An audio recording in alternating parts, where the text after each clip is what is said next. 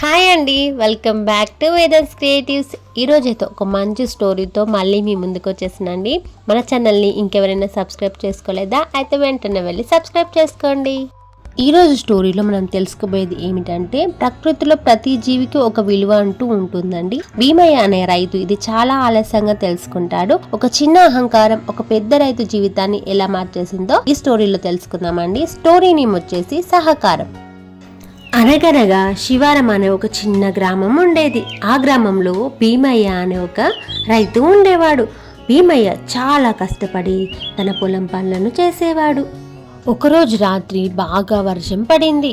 తన పొలం ఎలా ఉందో ఏంటో అని తెలుసుకోవడానికి భీమయ్య మరుసటి రోజు ఉదయాన్నే పొలానికి బయలుదేరాడు. పొలం బాగుంటేనే తమ జీవితాలు బాగుంటాయని భీమయ్య చాలా నమ్మేవాడు. పొలం దగ్గరికి వచ్చి భీమయ్య ఇలా అంటాడు, అమ్మయ్య, పొలం బాగానే ఉంది, ఏమీ కాలేదు, నేనేమన్నా అయిందో ఏమో అని చాలా గాబరపడ్డాను. అలా అనుకొని నెమ్మదిగా పొలాన్నంతా చూశాడు. భీమయ్య పొలం దగ్గర ఒక పెద్ద తుమ్మ చెట్టు ఉండేది. ఆ తుమ్మ చెట్టు మీద చాలా రకాల పక్షులు, జీవులు నివసించేవి. భీమయ్య అలా వచ్చి ఆ తుమ్మ చెట్టు కింద కూర్చొని ఉంటాడు. అప్పుడే అక్కడికి రాబందు అనే ఒక పక్షి వస్తుంది. ఆ పక్షి భీమయ్యతో ఇలా మాట్లాడుతుంది, రాత్రి బాగా వాన కురిసింది, ఎలుకలు గుహల్లో దాక్కున్నాయి, తులసులకు ఏవి బయటకు రావటం లేదు, నాకు చాలా ఆకలిగా ఉంది, ఒకటో రెండో పక్షులు తిరుగుతున్నాయి, కానీ అవి నాకు దొరకడం లేదు రైతన్నా, అసలు గింజలు ఏమైనా ఉంటే నాకు ఇస్తావా రైతన్నా అని రాబందు పక్షి భీమయ్యతో అంది. రైతు సమాధానం చెప్పలేదు. ఏమీ మాట్లాడకుండా అలాగే కూర్చొని ఉంటాడు.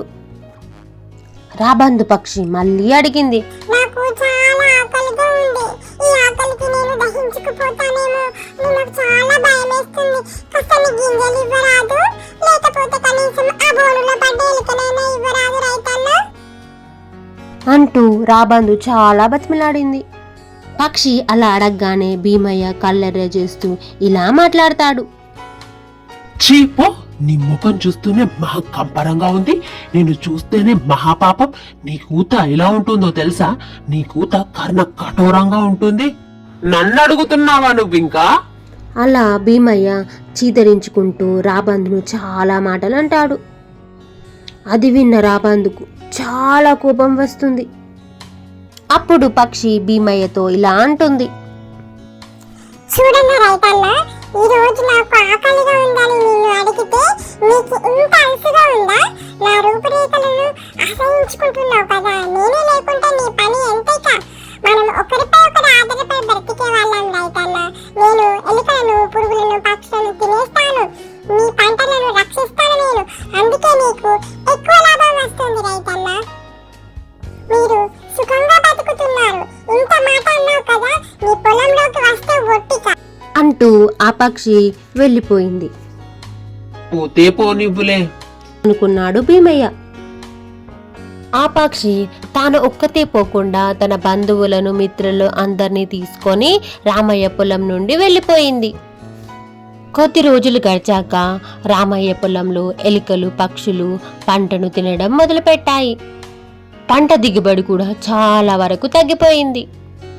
భీమయ్య ఇదంతా గమనించుకొని తన మనసులో ఇలా అనుకుంటాడు, ఆ రాబందు చెప్పిందంతా నిజమే, అది ఉండడం వల్లే ఇన్ని రోజులు నేను చాలా సంతోషంగా ఉన్నాను, అది నా పొలంలో పడే చీడ పురుగులను, ఎలుకలను తినేసేది కాబట్టి పంట ఎక్కువ దిగుబడి వచ్చేది, ఇప్పుడు నాకు చాలా బాధేస్తుంది, అది చెప్పిందంతా నిజమే, అనవసరంగా నేను దాన్ని కోప్పడ్డాను, నా మాటల వల్ల ఒక చిన్న జీవిని ఎంత బాధ పెట్టానో.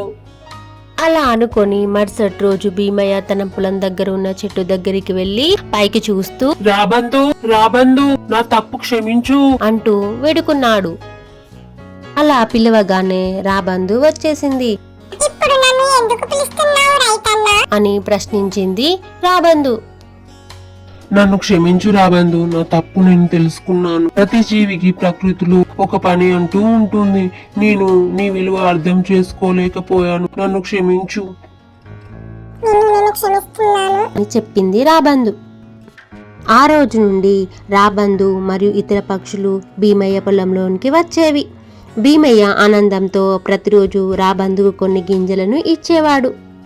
ప్రకృతికి అందరూ సమానమేనండి. నేనే గొప్ప అనుకునే వారి అహంకారాన్ని కరిగిస్తుంది, వినయాన్ని నేర్పిస్తుంది. వినయంగా ఉన్నవాడు జీవితంలో ఎప్పటికైనా గొప్పవాడవుతాడు. చూసారు కదా ఫ్రెండ్స్, స్టోరీ నచ్చిందా? స్టోరీ నచ్చితే ఈ వీడియోకి ఒక లైక్ ఇవ్వడం మాత్రం అస్సలు మర్చిపోకండి. తిరిగి మరొక మంచి వీడియోతో మళ్ళీ కలుద్దాం.